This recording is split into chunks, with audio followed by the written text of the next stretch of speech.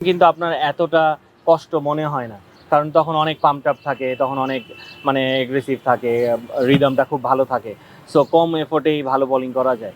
কিন্তু আপনি যদি এইটাও খারাপ বোলিং করতে, তাহলে নিশ্চয়ই টিম ওকে এত ওভার স্পেল করাতো না। সো ওইটাই যে এটা আসলে ভালো একদিক দিয়ে। দেখেন, পাকিস্তান টিম যখন এটা ইন্টারন্যাশনাল গেম, পাকিস্তান টিম অবশ্যই হোমওয়ার্ক করেছে উইকেটটা কেমন, ওইটা হয়তো প্রথম গেমে ওরা হয়তো বা ওইভাবে রিড করতে পারেনি, কিন্তু সেকেন্ড গেমে ওরা রিড করে ফেলেছে। সো আমরা ওই জায়গাটায় আমরা হয়তো বা একটু ব্যাকফুটে ছিলাম, হয়তো বা না। আমরা আমাদের ধরেন আমরা মাস সাদাকাত যেমন, ও সবসময় জোরে বল খুঁজে, ও সবসময় জোরে বলের জন্য ওয়েট করে। সো ওইখানে যদি আমরা ওকে চেঞ্জ অফ পেস করতাম ঘন ঘন, কিংবা আমরা যদি ওকে আরও উইকেটে অ্যাটাক করতাম, তাহলে মনে হয় আমরা আরেকটু বেশি সাকসেসফুল হতাম। কিন্তু প্রথম 10 ওভারে যেই রানটা করে ফেলেছে উইদাউট এনি লস, সো ওইখানে পাকিস্তান টিম অনেক এগিয়ে গেছে। সো এইখানে আরও বরঞ্চ আমি বলবো আমরা আরও ভালো বোলিং করেছি, পরে আমরা কামব্যাক ভালো করেছি। 40 রান আমরা হয়তো বা কম দিয়েছি, পাকিস্তান আরও 40-50 রান বেশি করতে পারতো। সো ওইখানে আমি বলারদের খুবই এনকারেজ করব, কারণ খারাপ সময় থেকে আবার কামব্যাক করা। সো স্কোরটা চেজেবল ছিল। আমরা ব্যাটিংটা যদি একটু ভালো করতে পারতাম, তাহলে আমার মনে হয় গেমটা আমরা জিততে পারতাম। না দেখেন, বলার তো আসলে অবশ্যই নতুন বলার ডিফারেন্ট থাকে, মিড ওভারের বলার ডিফারেন্ট থাকে, কিন্তু আপনার টিমের যখন দরকার হবে, আপনার সিচুয়েশন অনুযায়ী আপনি ওই সময় বলারকে ইউজ করবেন। সো আপনি অ্যাজ এ বলার আপনার এমনভাবে রেডি হওয়া উচিত যে আপনি যে কোনো সময়ের জন্যই আপনি রেডি, আপনাকে টিম যখন চাবে আপনি তখনই ওই জিনিসটা ডেলিভার করতে পারবেন। হ্যাঁ, নতুন বলের ব্যাপারটা ডিফারেন্ট থাকে কেন, কারণ নতুন বলে সুইং করানোর বলার আলাদা থাকে। So Nahid Rana depends more of his pace, not his swing.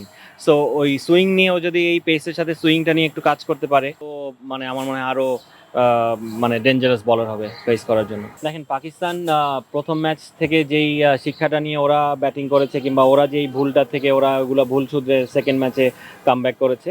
So আমরাও সেকেন্ড ম্যাচে আমাদের ভুল ছিল, ওই ভুলগুলো যদি আমরা মানে ওভারকাম করতে পারি, সো মিস্টেকের সংখ্যা যার বেশি কম থাকবে তার দিকে গেমটা থাকবে। সো আমাদের যেই ভুলগুলো ছিল ব্যাটিংয়ে বলেন বোলিংয়ে বলেন, ওই জায়গাগুলো যদি আমরা মিনিমাইজ করতে পারি, তাহলে আমাদের দিকে গেমটা থাকবে। দেখেন, চেজিং কিন্তু মানে একটা দিক দিয়ে ভালো যে আপনি জানেন আপনার টার্গেটটা কত, আপনি ওইভাবে আপনার ব্যাটিংটা সাজাতে পারবেন, আপনি প্ল্যানিংটা করতে পারবেন। আবার অ্যাট দ্য সেম টাইম আপনি যদি উইকেট পড়ে যায়, তাহলে ওই চেজিংটা কিন্তু যতই রানি হোক আপনার জন্য ডিফিকাল্ট হয়ে যায়। সো লো স্কোরিং ম্যাচে কিন্তু চেজ করাটা ডিফিকাল্ট, যদি আপনি আর্লি অন উইকেট পড়ে যায়, আপনি না ডমিনেট করতে পারেন ব্যাটিংয়ে। কিন্তু আপনার যখন 275-এর একটা টার্গেট আপনি চেস করতে নেমেছেন, অবশ্যই আপনার টপ 4-এর থেকে একজনের 40-50 ওভার্সের মধ্যে ঢুকতে হবে, একজনের একটা বড় ইনিংস খেলতে হবে, যেইটা আমাদের ল্যাকিং ছিল লাস্ট গেমে। সো আমাদের আর্লি 3 উইকেট পড়ে গেছে। সো 4 ওভার 3 বলে 3 উইকেট পড়ে গেছে, তারপরে আবার একটা বৃষ্টির একটা ইন্টারাপশন। সো আপনি 10 ওভারে যদি 3 উইকেট চলে যায়, তাহলে ওয়ানডে ক্রিকেটে জেতার পসিবিলিটিটা অনেক কমে যায়। সেখানে আপনি 4 ওভার 3 বলেই আপনার 3 উইকেট পড়ে গেছে। আপনি এখন রান চেজের জন্য খেলবেন না, আপনি উইকেট। সো এইখানে ব্যাটসম্যানদের খুব ডিফিকাল্ট হয়ে যায়, এবং আপনার এত কম সময় মিডল অর্ডারের ব্যাটসম্যানরা নতুন বল ফেস করতে চলে আসে উইকেটে। সো ওইটা ওদের জন্য খুব ডিফিকাল্ট হয়ে যায়। সো আপনি, আমার মনে হয় চেজিংয়ের সময় আপনার যদি এইটা একটা, সব টিমেরই প্ল্যানিং থাকে। এখন আমরা করতে পারি নাই কিংবা আগে পারি নাই, সেগুলো এক্সকিউজ দিয়ে তো কোনো লাভ নেই, আমাদের করতে হবে। সো আপনি না করতে পারলে ইন্টারন্যাশনাল ম্যাচ তো জিতবেন না, কোনো ম্যাচই আপনি জিতবেন না।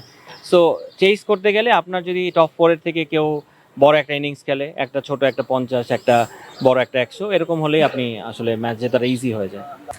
সেইটা আসলে মানে এক্স্যাক্টলি মিরাজ বলতে পারবে এই উত্তরটা, যে কারণ ও ফিল করতেছে, ও ফেস করছে এই জিনিসগুলো, যে ক্যাপ্টেন্সি নিয়ে ওর প্রেশার হচ্ছে কি হচ্ছে না। সো আমার মনে হয় এই উত্তরটা আমি না দেওয়াটাই বেটার।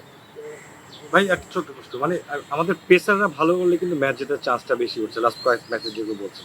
পাকিস্তানও কিন্তু পেস নির্ভর দল। দুই দলের পেস মানে আক্রমণটা আসলে আপনি মানে কাকে এগিয়ে রাখছেন ঠিক এই মুহূর্তে দুই দলে যদি হিসেবে? আপনি তাসকিন আর মোস্তাফিজের এক্সপিরিয়েন্সের কথা যদি চিন্তা করেন, তাহলে আমরা অবশ্যই এগিয়ে, কারণ ওরা বেশি ম্যাচ খেলেছে, ওদের উইকেটও বেশি। পাকিস্তানের সাইন শাহ আফ্রিদি বাদে আমার মনে হয় না আর হারিস রাউফ খেলেছে, কিন্তু হারিস রাউফের এত উইকেট মনে হয় নেই মুস্তাফিজ আর তাসকিনের মতো। সো ওই দিক দিয়ে আমরা এক্সপিরিয়েন্স, কিন্তু এক্সপিরিয়েন্স সবসময় আপনার কাজে লাগে না যদি আপনি পারফর্ম না করতে পারেন। সো আপনার যে এক্সপিরিয়েন্সটা আছে, এইটা যদি আপনি রেগুলারলি শো করতে পারেন, তাহলে আপনি ব্যাটসম্যান থেকে একটা রেসপেক্ট গেইন করেন। সো এইটাই আমাদের বোলিং ইউনিটের করতে হবে। হ্যাঁ, আপনার খারাপ দিন যাবে, সো কামব্যাকটা কত স্ট্রংলি আমি করতে পারি, ওইখানেই আমার এক্সপিরিয়েন্সটা আসলে আমি শো করতে পারবো। সো আমরা কালকে যেমন কালকের ম্যাচেই আমরা কিন্তু এইটা শো করেছি, যে আমরা প্রথমে খরচে ছিলাম অনেক সব বোলাররাই, পরে কিন্তু আমরা খুব চমৎকার কামব্যাক করেছি। দেখেন এখন কিন্তু আপনি পারফর্ম যে করবে তারই সুযোগ আছে, রাইট? সো ইট ডিপেন্ডস যে আপনি অ্যাজ এ ইন্ডিভিজুয়াল ওই প্লেয়ারটা কীভাবে ওই চ্যালেঞ্জটা নিচ্ছে। আর আমাদের এখন পেস বোলিং একটা ভালো বাঞ্চ অফ পেস বলার আমাদের হাতে আছে। সো এখানে কম্পিটিশনটা খুবই হেলদি। আপনি দেখেন ইবাদত টিমে নেই, কিন্তু ইবাদতকে আমরা কিন্তু এখন ওইভাবে করে মিস করি না। আবার ইবাদত যখন কামব্যাক করবে, যার জায়গায় ও খেলবে তাকেও হয়তো আমরা মিস করবো না, কারণ ওদের কম্পিটিশনটা স্ট্যান্ডার্ডটা এত উপরে আছে এখন বর্তমানে। সো একজনকে আরেকজন বিট করতে হলে তার ওইভাবে পারফর্ম করে এবং ইন্টারন্যাশনালি এসে পারফর্ম করে তারপরে ওর জায়গাটা নিতে হবে। সো এই কম্পিটিশনটা আমাদের যত বেশি হবে তত বেটার। এই কম্পিটিশনটা আমাদের ব্যাটসম্যানদের মধ্যেও যদি এরকম করে আসতে থাকে তাহলে আমাদের টিমটা আরও স্ট্রংলি ডমিনেট করতে পারবো আমরা ইনশাল্লাহ।